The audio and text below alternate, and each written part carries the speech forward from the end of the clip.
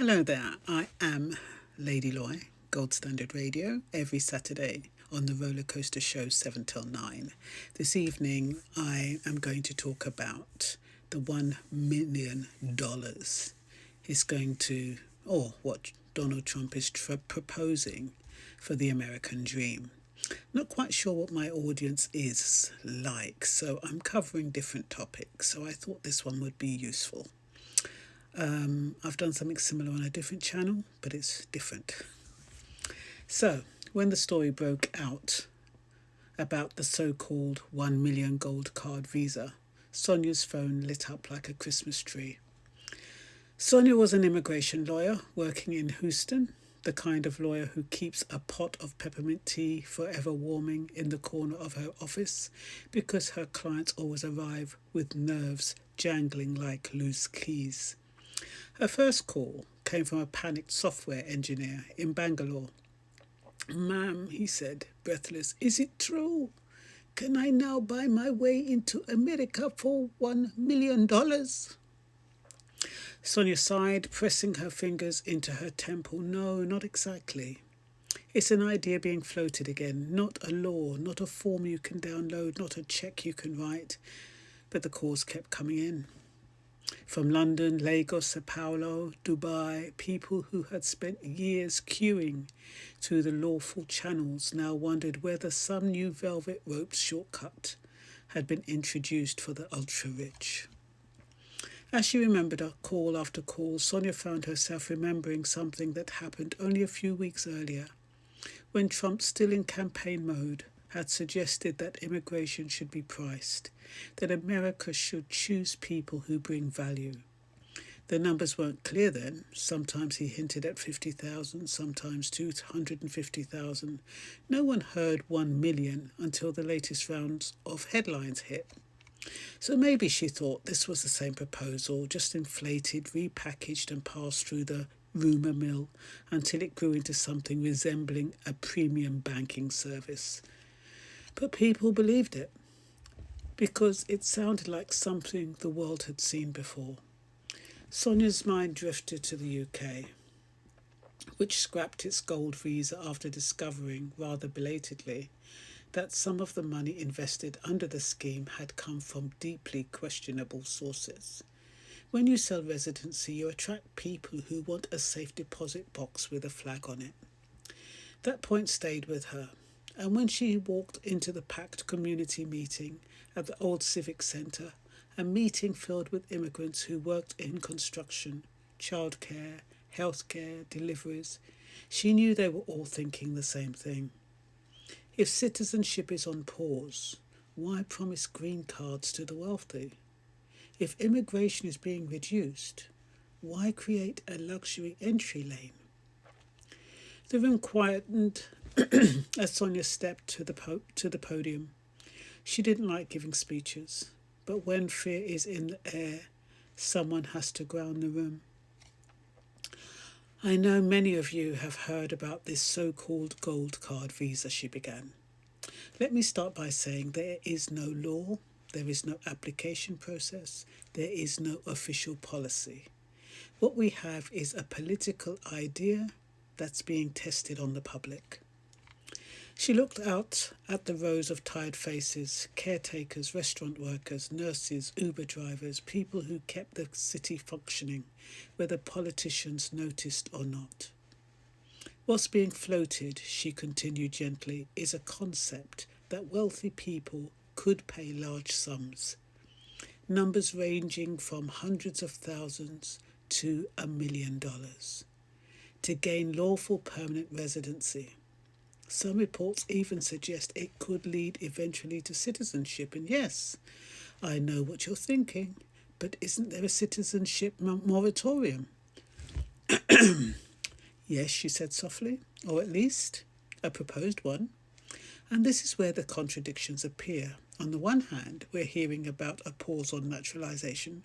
On the other, we're hearing proposals to create a high-priced pathway to permanent residency.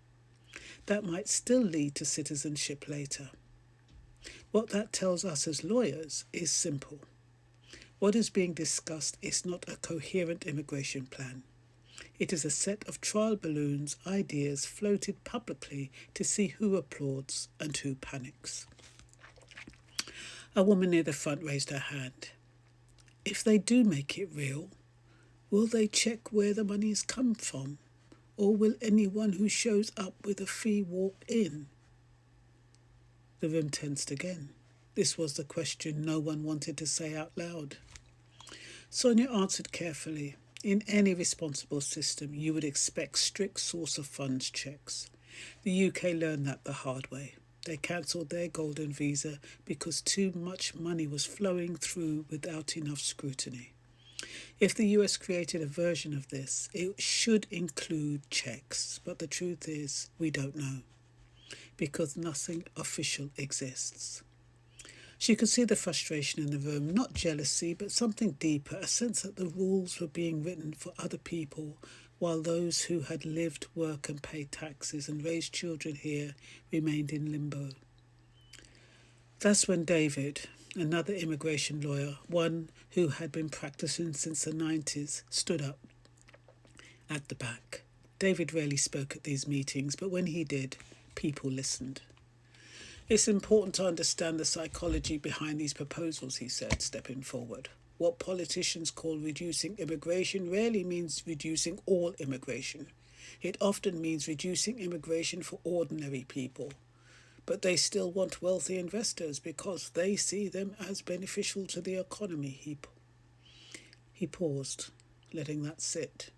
This is not a moral principle, he added. It's an economic calculation. A quiet murmur passed through the hall. Some nodded, some looked away, unsure whether to be relieved at the clarity or crushed by it. David continued gently. The idea of putting a price on immigration isn't new. Canada, Portugal, Malta, Greece all experimented with investor visas, but most of them eventually tightened or scrapped the programs because they discovered something uncomfortable. When you sell access, you sometimes get people who want to hide money, not build lives. Next to him, a middle-aged man in a delivery uniform raised his hand timidly. So where does that leave us? People like us. People who have been waiting years for status. And now Sonia stepped back to the microphone, because this was the moment she had been preparing for. Here's where it leaves you, she said softly. It leaves you with your dignity intact. You are not bargaining chips. You are not walking checkbooks. You are people with roots, families, stories, and while the government debates whether to treat immigration as a luxury purchase, your humanity is not for sale. A stillness fell across the room, different from silence, more like recognition. Whatever happens, she continued, we will challenge policies that push ordinary families aside. We will challenge contradictions like promising green cards for the rich while pausing citizenship for everyone else.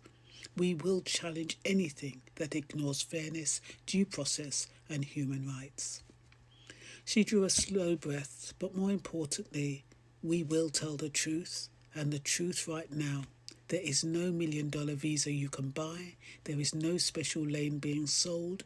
These are only ideas. Loud ones, political ones, some popular, some dangerous, but none of them are law. She stepped back, and for the first time that evening, the room exhaled. Parents lifted toddlers onto their hips. Young men leaned back into their plastic chairs. A group of women who had worked 10-hour shifts in their care home looked at one another and smiled weakly, grateful, if only for a moment, that the world wasn't changing as wildly as the headline suggested. And as Sonia packed up her peppermint tea and her laptop, she thought, immigration is not a transaction, it is a story, and no check, no matter how many zeros it carries, can buy the right to replace the stories of the people who are already here, living them every day. So I hope you enjoyed that story. I hope it resonates with you, and that's all I'm going to say for now. You have a wonderful evening. If you can, lock into Gold Standard Radio Saturday, please do.